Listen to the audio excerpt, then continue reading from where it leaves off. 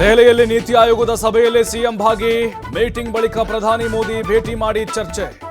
ನಿರ್ಮಲಾ ಭೇಟಿಯಾಗಿ ಅನುದಾನ ಕೋರಿದ ಡಿಕೆಶಿ.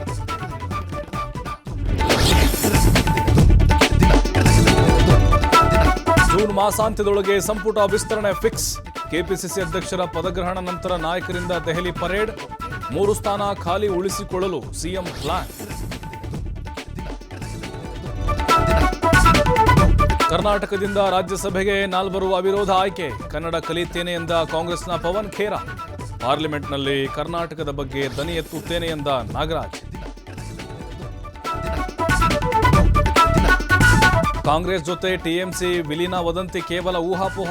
ಮಮತಾ ಜೊತೆ ರಾಷ್ಟ್ರೀಯ ಸಮಸ್ಯೆಗಳ ಕುರಿತು ಮಾತ್ರ ಚರ್ಚೆ. ಕಾಂಗ್ರೆಸ್ ಪ್ರಧಾನ ಕಾರ್ಯದರ್ಶಿ ವೇಣುಗೋಪಾಲ್ ಸ್ಪಷ್ಟನೆ.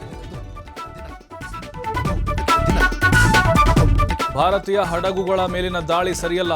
ಈ ಕ್ಷಣದಿಂದಲೇ ದಾಳಿ ನಿಲ್ಲಿಸಿ ಮಾತುಕತೆಗೆ ಮುಂದಾಗಿ. ಸಂಘರ್ಷ ಪೀಡಿತ ದೇಶಗಳಿಗೆ ಭಾರತ ಕರೆ.